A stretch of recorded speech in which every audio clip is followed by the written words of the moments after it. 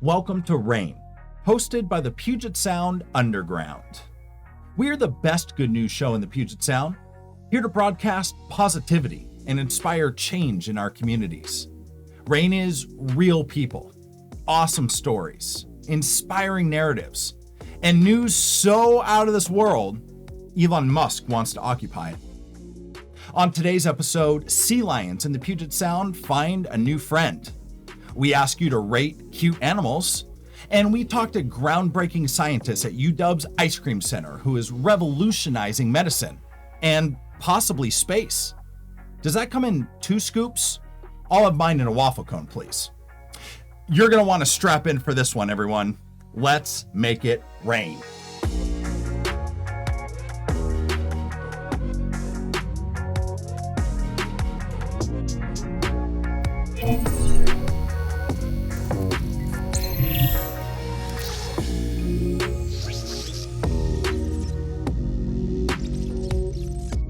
If you're anything like me, you can't pass up an opportunity to give a dog some attention. But this particular dog might catch your attention instead. Hope you're ready for a super wholesome animal story. Meet 12-year-old Buddy the dog. Buddy and his owner live up in Berrien, right up against the Puget Sound.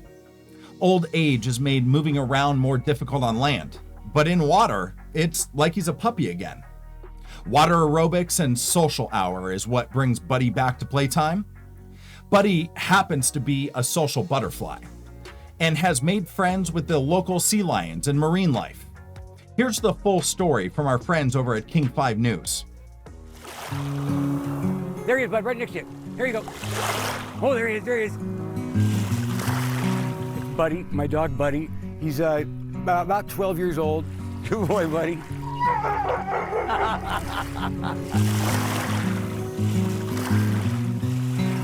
He's a hunter like I've never seen.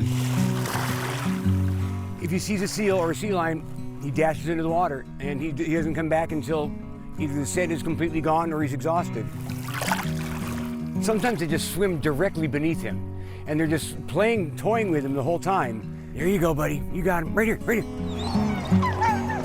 The sea lions don't ever let him get too far away. They kind of bring him back towards the shallower water. And so it's just a beautiful kind of communication that they have. He's so old now, and he just has days that are really iffy, and I just don't know if he's in too much pain to go on. But then, he has so much joy out of this, and I could watch him all day long doing this. Good boy, buddy. He's become a real kind of celebrity on the beach here, and everybody says, "How's Buddy doing? Did you catch anything?" We actually would literally have texts going back and forth saying, "Hey, have you seen the dog out in the middle of the channel?" It's kind of like a community chat right now. Come on, Buddy, good boy. He's just, he's a really perceptive and incredible animal. With me, pal, come on, let's go. And he always comes back in when he's done, and he knows when he's had enough. There's my boy. I adopted him at a point in my life when I knew I was going to be just leaving everything behind and just finding out what's next. Okay, pal? He's been my constant companion ever since. He's a better man than I, let's put it that way. He's a good boy. I adore him. Let's go. I would do anything for this guy. Good boy. Oh, my big old dog. He's the best friend I've ever had. Good boy, buddy. Let's go this way.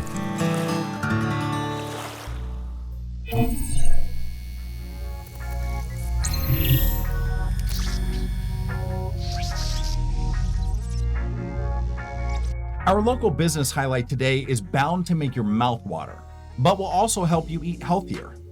I've personally been meal prepping for a couple of years now and have loved it. But these guys take meal preps to a whole new level. Meet Trisha and Ryan from Muscle Maker Grill in Puyallup.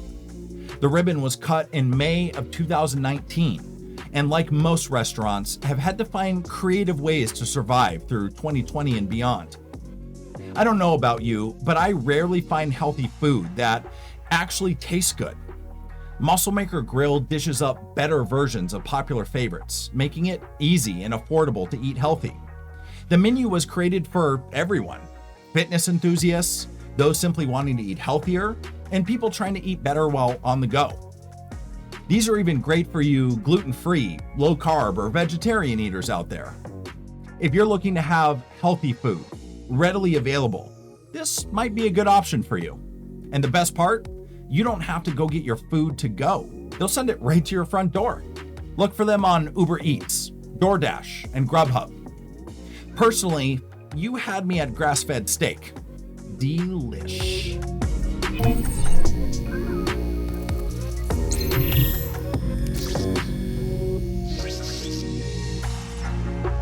Everyone, I need your help, and this is important. As part of our plan to help promote animal shelters and pet adoption here in the Puget Sound, we're starting a new segment where we have you vote on the most adorable animal out of a list of adorable animals. Now, I know, this sounds incredibly hard. I mean, how could you possibly say this isn't the cutest animal you've ever seen? But a choice must be made. You can vote for your favorite by putting your choice in the comments below. We'd also love to hear a funny story about your favorite pet. So, the moment is here. What will you choose? Will it be number 1, Bowie the business cat? Number 2, Frank the walrus dog? Number 3, Donnie the delivery dog? Or number 4, Fat Cat? Only you can help us decide which of these incredible animals is the most adorable. Don't delay. Pause this video right now and put your selections in the comments below.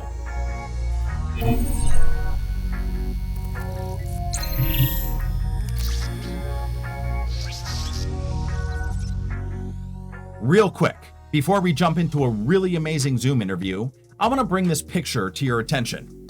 This is certainly worthy of being our Puget Sound photo of the day. Look at these absolute units.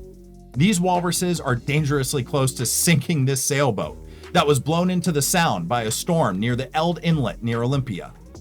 Next time you're out on the water, keep a close eye out for these whiskery pirates. 7, 6, 5, 4, 3, 2, 1. 0. Ignition. Liftoff. And Dragon go Falcon.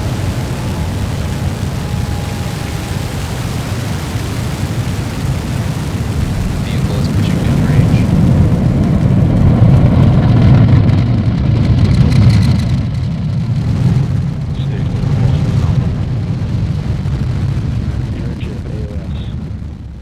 All right, Ed Kelly, welcome to the show. Welcome to R.A.I.N. Welcome to the Puget Sound Underground. Welcome. How are you today? I'm doing well, James. How are you? I'm doing really well. Thank you so much for taking your time. I know you're a part of a lot of very interesting and important projects, so I don't want to take you away for too long here, but I think it's going to be so interesting to dive into exactly what you've got going on over there at UW and with ISCRM. Why don't we start with, can you just introduce yourself in the way of what is it exactly that you do? I'm an associate professor in the School of Pharmacy. And so being in pharmacy, we're interested in drug disposition, drug safety, et cetera. And in my background as a toxicologist, I'm very interested in drug-induced toxicities as well as environmental chemicals and their role in drug-induced toxicities. And so historically, the way we've actually modeled that has been using animal models. That's well accepted. It's actually part of the FDA mandate for the drug approval process.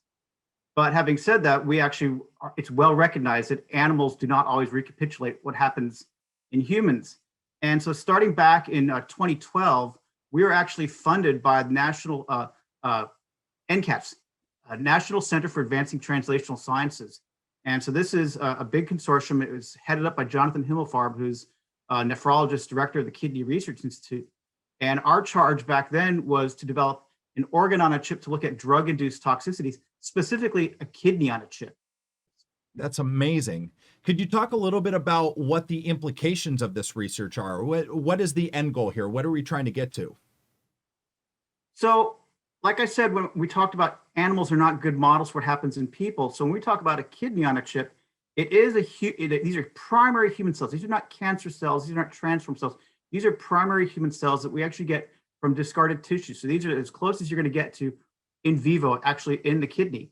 And as a toxicologist, one of the things we talk about is the 3 Rs, which is reduce, refine, and replace. And so organs on chips technologies addresses the 3 Rs quite effectively. You can actually reduce the number of animals you have to use in trials to look at drug safety. You can refine the types of studies you do. If you find out that you're seeing a toxicity, for example, in a dog kidney on a chip, you should not do dog studies. And finally, the ultimate goal is, replace. Can we eventually create a human on a chip so we never have to do any further animal studies? That's really interesting. So when you use the terminology of human on a chip, you're talking about the ability to, at a reduced cost and a reduced, a much higher safety level to the human population. You're talking about really being able to test a variety of different things without actually having human or animal participants. Yeah, I'll come back to your first point there, which is safety. So the goal of a human on a chip, or even these organs on chips, is to try to predict the safety of a new chemical entity. In other words, a drug in development. What is the safety of that before you ever give that dose of a drug to, depending on the drug, a healthy volunteer or say a cancer patient? Because when you do that first dose in that person, you try to have all the modeling data, in vivo animal data, et cetera, that hopefully you've selected a dose that is safe. But really, it's well documented. You have incidents in clinical trials where there are adverse effects, there's toxicities, and even worse. So doing this kind of research sounds incredibly interesting, but I understand that you recently, within the last couple of years, you sent some of your kidneys on chips to the International Space Station. Can you tell me about what prompted that kind of study and what did you get from that? Yeah, it's a very wonderful opportunity. So the nature of our grants with NCATS is that they're a cooperative agreement where we're in constant communication with the program officers, giving them updates on our research as it's going along. And they told us that NCATS, in cooperation or collaboration with CASIS, the Center for Advancing Science in Space, was actually looking at putting out a request for applications for chips in space, with the idea being is that the International Space Station, i.e. microgravity, represents an accelerated model of aging. We know things, for example, that the heart ages faster, you have issues with your eyes. In addition, one of the things that's very well known is the loss of bone density in microgravity. It's at the rate of 1% to 2% per month. And to counteract that, the astronauts will do upwards of 2 hours of exercise today, an hour of resistance training, an hour of aerobic training. And having said that, they still have problems with bone mineralization. And so you say, well, why is a kidney on a chip related to bone mineralization, i.e. osteoporosis? It actually turns out that your kidneys make the active form of vitamin D. And the active form of vitamin D is very important for maintaining proper bone health. And so we are asking the question, if we put a kidney on a chip in space, does it still go through that very complicated biochemical pathways of making the active form of vitamin D in microgravity compared to ground controls? So I always like to ask, obviously I know researchers and scientists don't like to make predictions or look too far in the future because a lot of it is what's right in front of you right now. And, research doesn't happen overnight. These things take a lot of time, a lot of work. But if you could, based on what you see and what you think is possible, what do you think is in the future for this kind of technology? So I think there's a lot of great potential for the future of this technology, not only for human organs on chips, but also animal organs on chips, in that we can actually, for example, from a single rat, we could literally make hundreds, if not thousands, of organ chips. And so that greatly, again, comes back to that 3 Rs. It greatly reduces the need for doing, vast numbers of animal studies. Ed, thank you so much for taking the time to come talk to us about your project and your research. I find it to be incredibly fascinating, and we will be cheering on the launch of your next project to the International Space Station. Yep, SpaceX 22. Awesome. That's amazing. Well, Ed, have a great day, and thank you again for joining us. Absolutely, James. You're very welcome. Thank you so much for watching this episode. It's literally because of viewers like you that we can continue spreading good news around the Puget Sound and even beyond. A special thank you to all the people who were in our episode today. You give the world a reason to smile, and we clearly need more of that these days. Don't ever stop being you. You inspire me and everyone watching this awesome show. And are you looking for more good news? Find us on Facebook or YouTube by searching for the Puget Sound Underground. Most importantly, if you have good news to share, we want to hear it. You might find the story you submit on one of our next episodes. You can send good news to R.A.I.N at PugetSoundUnderground.com or message us through our Facebook page. As we close, a reminder to put good into the world today. Do one thing that makes someone's day bright. Give a compliment, buy someone's coffee, or help someone with a problem. You'd be surprised the impact such a little act can have. I look forward to seeing you all for more good news on the next episode. I'll leave you with this tip. Look up to the stars and not down at your feet.